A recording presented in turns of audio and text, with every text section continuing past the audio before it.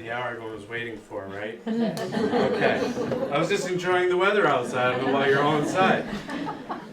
Well, thanks for everyone for coming. My name is Matt Powers. I'm the Executive Director of the Woodstock History Center. It's a gorgeous day, so thank you for coming down and listening to the lecture by Jerry and Chris today. We'll be talking about the project on the State Dome, the Capitol Dome. We're also happy there's plenty of other artists that are here today to have both stuff upstairs and the backyard. So they'll be around the property if you have any questions. I'll grab my breath here. And I just want to quickly say, really we're the host here and we're happy to be here. Charlotte Davenport, as many of you know, are probably here because of her. We are so blessed to have Charlotte in our lives here. And she did so much work, both tirelessly, energetically. She's been here like every day for the last 2 months. And her husband Peter. So I don't think Peter's here quite yet. He was stacking wood today, putting in sculptures at their place over on their Sculpture Fest property. So when they do their program, please go up there as well. But we're just so happy to have you all here and to listen to these guys whose works will be upstairs after. So after the program, please join us upstairs for the reception. So thanks. I'm Jerry Williams, and the first part of the project was kind of dumped in my lap. It was pretty exciting project, but not a whole lot of visual reference. They wanted a reproduction of Larkin Mead's original sculpture, which was done in 1858. And this is his original drawing. He did a series of drawings. Some of them had animals around the feet and a plow, and I think they just simplified it to this. And there's a couple of differences between this and what they ended up with on the dome. Her sleeves, they wanted I'll show you in the next picture, and the other difference is she's got a 6-pointed star. Look like the Star of David. But if you click to the next one, you can kind of see. The picture on the right, this is another one of my references. The picture on the left is Mead's statue when it was removed from the dome. Pretty deteriorated. I don't know what happened to the head. You can see the drapery looks pretty formal, the garment, and she's sleeveless. So we wanted to go back to that, which is different than the drawing. And on the right, you have Dwight Dwinell, I guess you'd say. He was the sergeant at arms at the State House, and he took it upon himself to make the new one to replace Mead's. And I think it was just after the Depression. Not a lot of money. He's probably saving the state some dough. And, so he took on, I think he did pretty much just the bust and the head.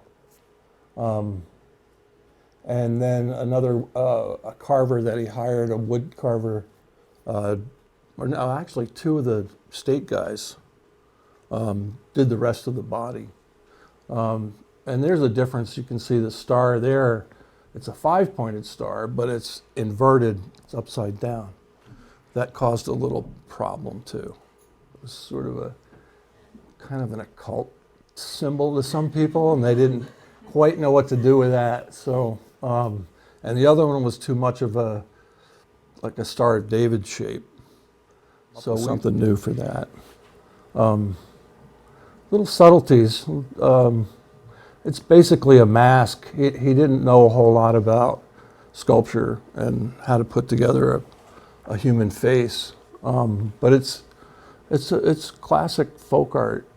And I don't think too many people noticed at 200 feet. So we'll click to the next one, and that was Larkin Meads. I think they were in the process of bringing that down from the dome. And you can see it looks hollow. I can't really figure out if some of this was repaired over the years, because it looks like pieces of straw or something coming through that. And it might have been done with like a stucco type material. I'm not sure, but it rotted away, whatever it was. And you can see that big long finger. I don't know if he actually made that way, or it doesn't have much to do with the sheaf of wheat that she's holding. It's just resting on top of her hand. But so yeah, we can go to the next one. That is one of my photo references. So you can get a lot out of that. That's what happens when you enlarge it. It looked better when it was tiny. But you can see it's classically draped. It's a neoclassical style. You can get that much out of it. Other than that, it's kind of useless for me. Okay, you can go to the next one. It's even better. It's a different view. But out of this, you could kind of tell the gesture of the figure. Not much there for the head. Yeah, pretty basic. Okay, these are some of the inspirations I had for the head. One was the power of the Statue of Liberty, just the strength of that. That was Bertoldi's statue. The next one, and I think you're familiar with. I'm pretty sure that might be Powers. If it's not, it's close. The next one, that's the one you have upstairs. America. Yeah, yeah. And that has a real subtle modeling. It's a beautiful piece. So yeah, studying that was fun. So, okay, we can go to the next one. And this is an antique Greek or Roman, where I got the idea for the hair and the headdress. Pretty classical. The reference photos that I went by didn't show any profile or any back view. So all you ever saw was pretty much the front. So pretty much had to make the rest of it up, invent it. And he worked in this neoclassical style, so I pieced it together from a variety of reference material to get to where I went. Okay. So this is one of the studies I did. It was a project I did 3 years ago. Was a statue of Hypatia, and very similar garments. So I could draw on some experience from that. This is called a chiton. The undergarment is the first. It's one big piece of fabric that's pinned at the shoulders and open at one side. So if you look at a lot of the neoclassic and classic figures, they have this pretty basic outfit. But you can change the shape of it in all kinds of different ways because it's one big piece of fabric. So the next one is the outer garment, and this was a pretty small scale clay sketch, so it was hard to find a fabric that would fall realistically. That's the best I could do for that particular one. It's a little heavy because it's only a small model. But that's the outer, that's another big piece of fabric. And they, carried your bread loaves, and you could put it over your head for a hood. It was multi-purpose type garment. So, okay. And that's sort of the combo put together. I did a separate veil because this figure required part of the veil to go over the face and be transparent. I didn't put a picture of that. I didn't want to dwell too much on this, but that's the basic combination of the himation and the chitin together. So, yeah, we can go to the next. And that's the 7-foot granite figure. It's still being worked on at the time of the photograph, but you can see how that, you kind of draw that direction of the figure and all that from the drapery. Pretty important to kind of nail that part down. And the fabric over clay, there's a basic schematic. I'm sorry. Go ahead. Lantieri was a famous teacher and sculptor back in the turn of the century, and his diagram just shows directions of folds. But I used this one too because it had the combination of the two different garments. Pretty classical. And our statue ended up having part of that pose was inspired by this drawing. The gesture of the hand out. The other one's holding scrolls. I don't know if anybody knows who Hypatia was. She was a teacher, philosopher, astrologer in ancient Alexandria. And she got murdered by the Christians. But that was basically that. Okay. And this is the technique I started with years ago, was the fabric over clay. So you do the nude figure and then you drape it and then photograph the fabric from all different angles and then redo it in clay. And this was at that stage where I was arranging the kilt. And that's a great kilt, which is in a life-size figure would be probably 3 or 4 meters of cloth. You have to almost lay down to get into it. It's just one piece. And that was a multifunctional thing too. You could use it as a tent. You could sleep in it. You could, it was pretty practical. So, and then the next one is the granite version of that. So all that study of the cloth and then the clay leads to giving you a strong direction to go in. This was a 7-foot granite figure. And that black granite is hard to move, so it's not like you can just draw lines. You have to kind of know where you're going with it, and that's the reason for all the study and the modeling and stuff. So, yep. And this was the beginning of Ceres. So there's a nude figure under, and I started with the chitin, which is the undergarment. And to do it properly, I couldn't have the arms on yet, because it's like I said, it was one piece of fabric, and you had to drape it around the figure.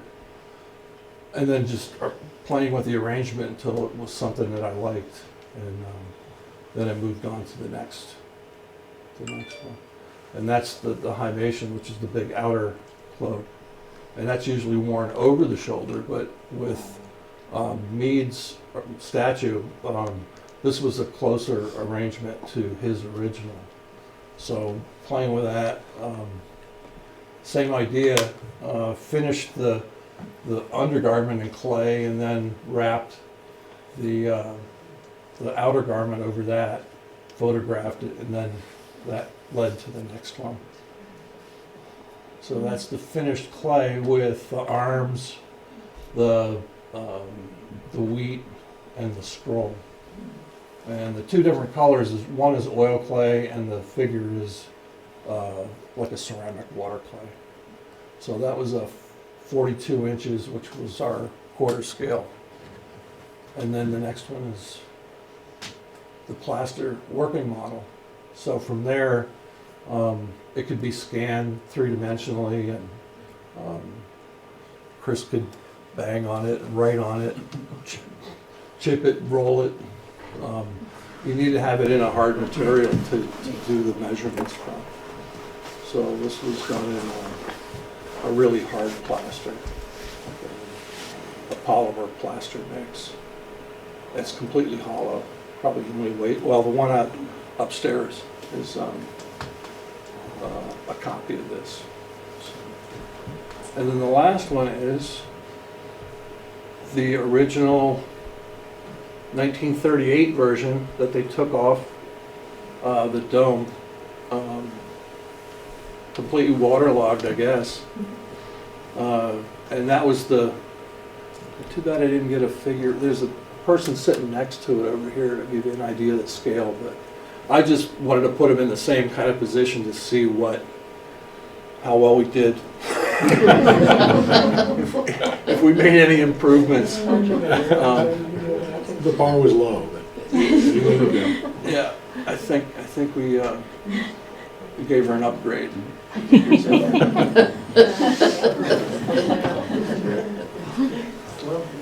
So yeah, that's it for my end of it. And then Chris did his magic. I'm Chris Miller, and I'm the wood carver. I always say the original in 1838, right? Yeah, 1858 was Larkin Mead's sculpture, and he did the model, and no one can remember who the wood carver is. Some guy from Brattleboro who worked for the Este Organ Company was a German wood carver. And I've known his name, and I have it written down somewhere, but sort of went into obscurity. So let's see. There's Jerry and I and the governor just before she went up. It gives you an idea of the scale of it. It's 14.5 feet. And it's some of the statistics would be it's about 3,500 pounds. It's about 2,200 board feet of mahogany from Central America, which was chosen for its durability and rot resistance. Since the first two were made out of pine and they all soaked up like sponges and rotted. And it's a laminated block, which we'll have pictures of that later, where there's 11 gallons of epoxy putting the thing together. Why don't we go to the next couple, because I don't want to be redundant. There's just a couple of pictures of, this is the committee from the state viewing Jerry's model. That was their last review or something? Yeah. And they all approved of it, which is great. I should say a word about the sculpture community in Barrie. There's a dozen or so very wonderful sculptors in town. And there's a tradition of cooperation and collaboration where, a bunch of us have different studios and things, and we're all competitors, but on a lot of projects, one person or one group of people will rough something out, and then it goes on, and somebody else will finish it. So Jerry will have somebody rough something out for him, and he'll finish it, or he'll rough something out and then hand it to somebody and say, "You get this done," and I'll do the same thing, and it works out really well. And in this kind of project, the time frame on this from start to finish was about 6.5 months, which is not bad for 1.5 years worth of work. So we sort of were discussing this project in the very beginning, and it turns out that I was really interested in the wood carving part of it, and Jerry was really interested in the creation part of it. So with a time factor, it worked out really well that we collaborated on it. So we'll go on to the next one, which is another, there's Jerry and his model. Right. Well, we'll go to the Yeah, I have no idea what slides slides these are here. I just threw them all on things. So why don't we go through until we get something with wood on it? Okay, so I'm still in there. there you go. You're always there. It's always. So it's a quarter scale model, which makes it really easy for measuring. And what we did is, with a piece this size and the time frame involved, is we took the model before it was even cast in plaster while it was still clay, scanned it with a a computerized scanner, which I don't understand, but it made a 3D computer model that you could scale up and scale down in the computer and spin it around and do all sorts of cool things. So when it came time to glue it up, maybe we'll go to the next one and see what that is, if it's got any. No, that's not. Well, we'll get to that anyways. There we go. So you can see there's layers and layers of wood. It's 2 3/4 inches thick, and there's 30 some odd layers wide. And then it's in 2 pieces besides that. So when it's on the computer, they could then do like an MRI where they take cross sections of it every 2 3/4 inches. And they print it out on 15-foot long paper, every single layer. So then I could take the wood, plane it all down, put it all on a table, trace the pattern, and then bandsaw off all the wood that was going to be going away anyways, down to like an inch from the surface, which is great. So that when you glued it up, it was all jagged, but it was very close to the surface. And then we could take it from then and use a CNC router to further kind of round the edges off and get the basic shapes in place before carving. Because it ends up, the carving was, I've lost track, it's probably 900 or 1,000 hours of carving in it. So had to do that in 4 months. So we had to do everything we could do to speed that up. And here we're doing the final setting. And the reason it's hollow is because when we took the other ones down, it was solid. And it was completely waterlogged. And we learned a bunch of things from that. When it's solid, the whole thing wants to expand and contract because it's wood. And there's thin parts and thick parts, so it expands and contracts at different rates, and it cracks and lets water in. So when we made it hollow, the whole thing was about 8 or 10 inches thick everywhere. So it all had a same mass to it, so when it expanded and contracted, it allowed to do it. And then it had this hollow channel up the middle with 10 feet tall. And we made this, had the engineers from the state make this gigantic 5-foot round disc, which was 1,000 pounds just itself, with a tower, a metal steel tower inside, so that the sculpture, when it was done, fit right over that. It was not attached to it. And then there was spacers on the bottom to let air into the inside, because the other one was sitting on the building, bolted tight to the building. When they took it down in November, it had a 1/4 inch of ice on the whole bottom of it. So it had been sitting in water for 80 years. So we put it up on inch blocks, let air in. So this should last a couple hundred years, and I've guaranteed it for 100. And they're really bad at math because they said, that's fantastic, let's do that. Let's see what other pictures there are. There's our governor, carving part of the arm. Yeah, he messed it up, didn't he? He did not. Fortunately, our governor's from a working background and has an idea of what chisels and hammers are all about. So I put him in a safe area and just said, go at it for the cameras, and he had a good time. But you can see how you block out the shapes, and it's all from measuring from the original model. You take calipers, you measure the model, you make them 4 times the size, and you can triangulate from different places to find a spot in space. This one, since we had roughed it all out that way, I could take the model, put it in the same position that the carving was in, put a straight edge across the top of the model or anywhere I wanted on the top of the model, like on the center line, and then put a carpenter's level, a carpenter's laser across the top of the sculpture, and then measure down 4 times the distance, and could find the high points and low points that way, which worked out really well. I have no idea what's next, so let's see. Oh, there we are. That's the last picture. That's the finished product. It's white because it's supposed to look like marble. It's wood because that's on top of a wooden dome. So if it was a marble or granite, it would be 20 or 25,000 pounds. This is a fraction of that. And it turns out the historical preservation people said that if it's mahogany, it's going to last 100 or more years doing nothing to it whatsoever. It'd bleach out and look a little white over the years. But the problem with, you glue up, as you see with the pictures of it. Can we go back a couple of pictures to some of the wood ones maybe? And, yeah. Go back one more. Yeah, there we go. you can see sort of the lines going through the wood, and they're really distracting and everything. So the white gave it a very uniform look.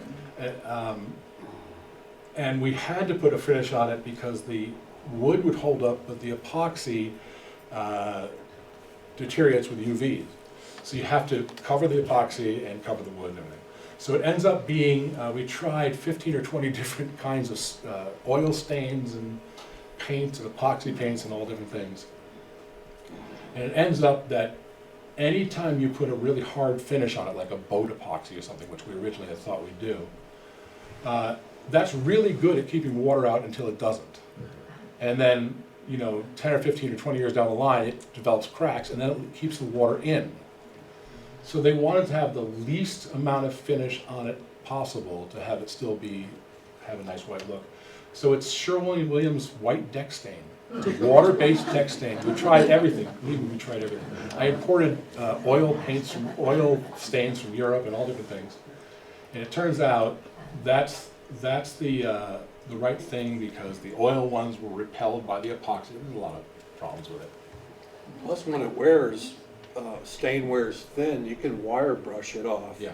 Whereas if it were a hard paint, you'd have to get in there with a scraper and. Or some kind of chemical to strip it. Stripper. And the maintenance plan is that every year they do a drone flight up there and photograph it and look for any cracks or anything that they can repair. And then every 10 years, we've made it so that you can take it down fairly easily with a crane, so that they can take it down, wire brush it down really quickly, put a coat or two of stain on it in a day and put it back up that day or the next day. And so that it should last a couple hundred years with enough maintenance.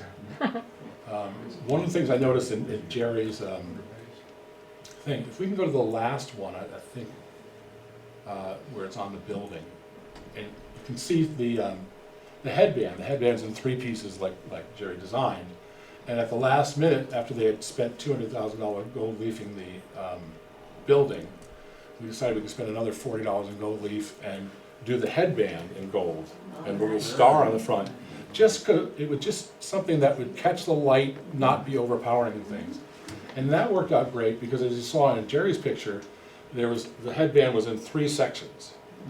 Now the old one, we don't have a picture of the one that came down, it had lightning rod went up the back, and it had a ring on the top of the head with lightning rods coming out of it. It looked like Santa Lucia Christmas in Sweden candles. It was horrible. I always thought it was up there for pigeons, but it turns out it was up there for lightning. It was horrible. So the state hired a lightning specialist who came in with all the engineers and said, it's got to be this way, you have to do this, and that thing. And I said, no, we're not going to do it that way, we're going to find a different way. They wanted to drill a hole up through the middle, through the top, a place where water can come in, and so we fought with him, had to do some arm wrestling with him to do it. It's going to be like an antenna or Yeah, something. it would look really space age. So it turns out the last band, which we also gold leafed, is aluminum, and it's separate. And that attaches to a cable that goes down the back, drilled in from the back, and attaches to the plate on the bottom. So that there's nothing having to stick up there or anything. It's all, I don't know, I haven't seen the lightning hitting it. I hope it still works. But that was a really nice fix, to be able to get rid of that lightning protection and still have it very well protected. That's 150 feet off the ground. All the, I've fought to have it be all the final surface to all be hand carved, because there's something about the texture of the wood and the texture of the chisels that really catches the light really well. At 150 feet, you kind of see it, but I know it's there. So. I don't know, Jerry, what else do we want to add to that?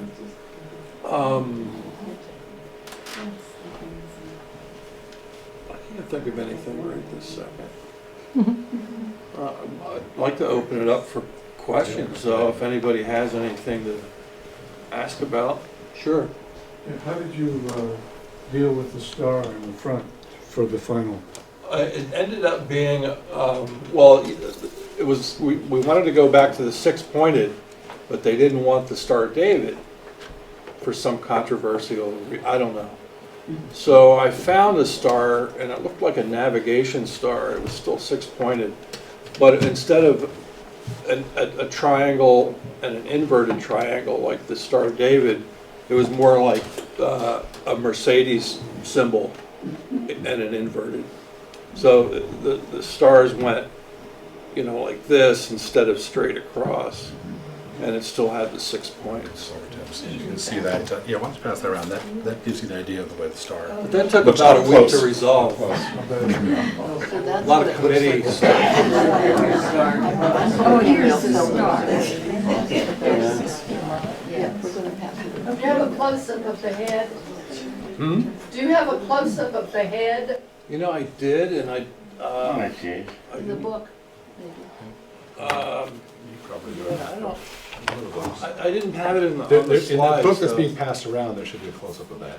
And there's a model in the back room that Yeah. shows the exact Yes, face, absolutely. Yeah, three-dimensional upstairs that you'll get to see. yeah, Which is the really model's good. actually upstairs on display.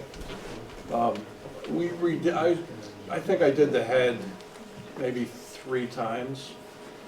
The state curator thought the first one was too pretty. It's okay. So we kind of Romanized it a little bit and got it a little more classical looking, like a little stronger features.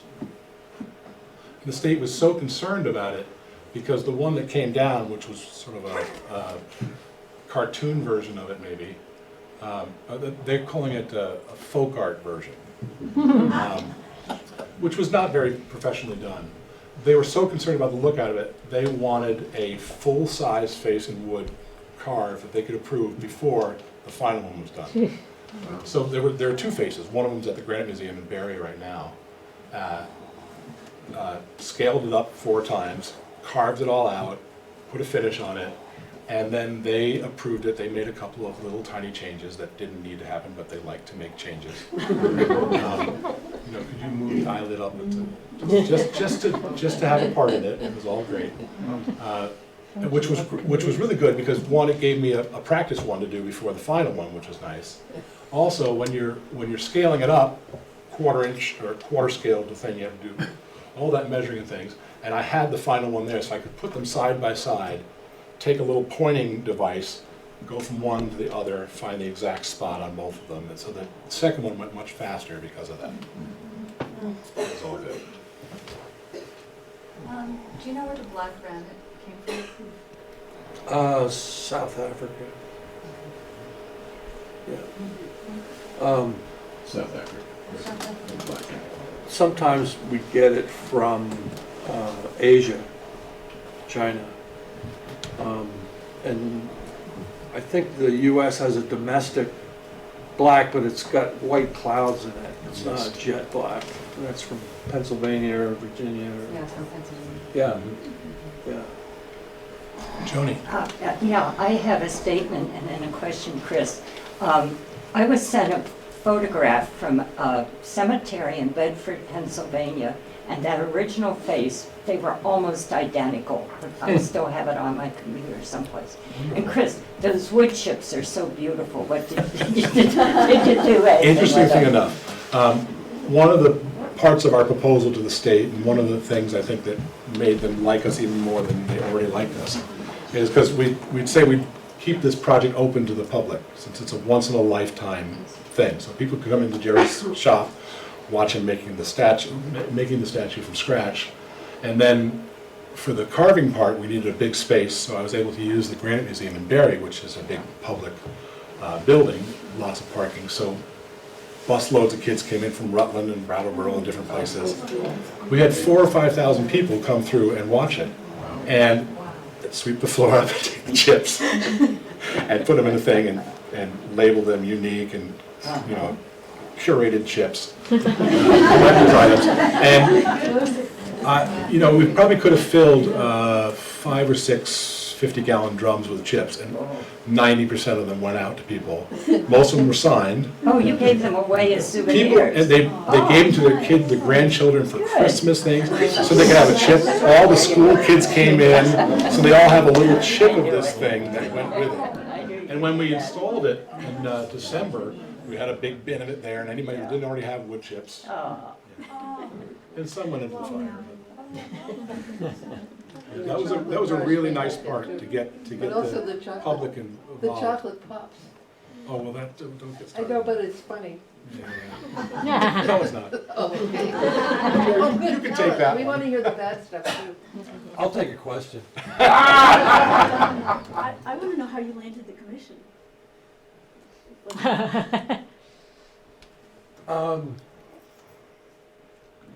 I don't, you know the process, or the process that got interrupted, Yeah. or it was There one was- way and then yeah. it went another way, and. We had to do it twice. At first, they said it should be a Vermont wood carver had to be doing it. So there's like 6 of us in the state. And they went through the process, interviewing people and everything. And then architectural firm out of New York City that does a lot of restoration work and has worked on 35 of the 51 or 50 capitals in the country, including our own capital, said, no, we're going to bid on this too. And they said, no, it's only for Vermont people. They knocked on the door of the Attorney General in Vermont and said, no, it's open to the country. So they had to open it up. and- Well, they were already doing the restoration. Yeah, On the dome, yeah, so they were already involved in it, yeah, but they wanted the statue too. they wanted it bad. So they opened it up to everybody in the country, and there were people from New York and from a couple different countries, and 5 or 6 different firms in Vermont that bid on it. And I think one of the things we had going for us is our governor is from Barrie, and he said, no. Anybody can bid on it if they want, over my dead body. It's going to be one of our sculptors doing it. So thanks to Phil Scott for that. And then I was a wood carver for 25 years before I started working on granite. So I had a portfolio of wood carvings. Jerry, being the master of classical sculpture, had all of his portfolio. And together it was the winning. Yeah. And we lowballed it. We did leave some money on the table. Some chicken on the bone, I guess. Yeah. But- No, we were actually right in the middle of all the bids. So, and they chose us. I think what could have strongly influenced it too is that, at least in my portfolio, I had a lot of things that were related to this. Absolutely. It wasn't, it's a fairly static figure, so it has that very statuesque kind of, and in my line of work, we do quite a bit of that, sculpturally. And just the experience, Chris's experience with wood, the combination was just the right thing. So, Yeah, I was just gonna say that there's very few people that have the skill level in classical design that Jerry has. So he hates when I say it, but he's the guy. go ahead. I'm a big fan of Larkin Mead, and he has very interesting family connections, as you probably know. And it just occurred to me where another one of his series might be found, and that was the Chicago Fair, the Columbian Yeah. Exposition. And I wondered It's if the you had- agriculture building, Exactly. and it was a series. I wondered if you had looked at that as part of your. It's another one of those, like the file photos that I showed you, taken from a distance, and you can kind of see what's going on there. It was a different kind of figure, though. It was really gestural. Arms were out. And I think it was the title of it had something to do with Ceres, but it was kind of glorifying agriculture. Go ahead. How long did it take to lift her up? And were you both a little nervous as they were doing it? No. It took a long time. It was just because of, I don't know if it was theatrics or what, but in Barrie we're used to moving big stuff a lot faster. But, picking up, what was that, 3 ton? No. 3,500 pounds. Ton and 2.5 tons. We lift stuff that's 10, 15, and fragile. So this was just kind of It was a like, 10-minute lift. just get it up there. That's all we. But yeah, it didn't take that long. The Department of Agriculture made a little video of the thing, and they had it out that day, of all things. But they had a singer-songwriter wrote a song about it, and it was a very well-produced thing. And I was talking to her the next day, saying, 30,000 people looked at this thing going up there. She said, yeah, the most touching part is when they pan across and you have your face and there's this tear in your eyes. I said, that's ridiculous. And I watched it, I went, yeah, I was crying. I didn't remember it, but I looked at the picture like, yeah, it was like, I was watching it going up like, oh, it's over. I was exhausted. You big baby. I was exhausted. It was a long haul. But that was Larkin Mead's first real effort, first big commission. Was the Ceres for the State House. You might mention he was a friend of Augustus St. Gaudens. Mm-hmm. Oh. Yeah, they were all kind of contemporaries. I looked at a lot of St. George Gaudens. Perkins Marsh was the ambassador to Italy and actually arranged this first relationship, which I think is why both were from Vermont. Weren't they both? The person from Florence had gone there from Vermont, and then he had assistants here that were all from Vermont. So that was a pretty exciting moment. And with George Perkins Marsh being one of our heroes for environmentalism, you don't read a lot about what he did with the artists, and he did a lot, and was also Augustus St. Gaudens. So it's a very important part of history. Yeah. So we're here. It was a pretty close community, St. Gaudens and Cornish, and he always had summers of artists coming in from all over the place. I just came from St. Gaudens, so I will announce something. Their centennial of the memorial, which was started by Augustus St. Gaudens in 1920, is starting as of today, and it goes on for a whole year, and there will be work by her at the spot at the end of the summer, and a lot of events going on about this process.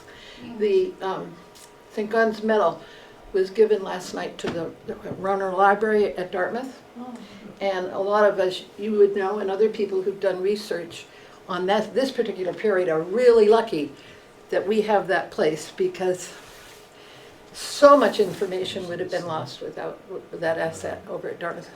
I swore I wasn't going to talk, but when I saw you here, I thought you might want to introduce yourself. When we go out, yeah, make sure you talk to people about your work, because it's their day, but I just wanted to say that. Yeah.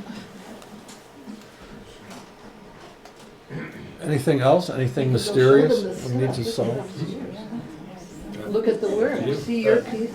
Just an interesting comment.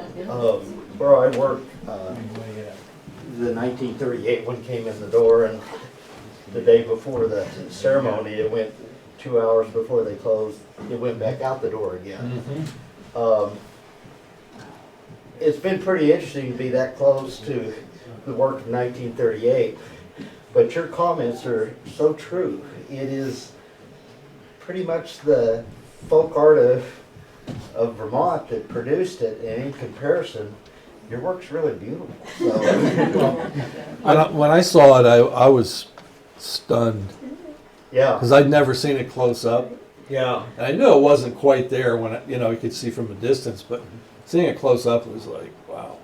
And I believe the state's work continues with that, with it moving to the State Historical Society. I think the big question is how you take something as large as that and put it inside a building and try to for exhibition. So that's still in process, but the rod on it is very, very significant, of course. And the concept of the water moving in and out which so severely affected that. And with your attempts, it'll be interesting to watch from a preservation perspective. I think we're in better shape than that one. Yeah. Jonathan Schickman, I think. That's kind of you to say that. I'll say what the comments I got. I've said this before, but the comments like we got at the Granite Museum when it was being carved, people would come in and the two things they said the most was, "Oh my God, it's so beautiful," and "Oh my God, it's so big." And I would say, it's beautiful because Jerry designed it beautiful. It's big because I made it big. Each had our And the thing. two work Each had together. our thing. I think these guys deserve a round of applause.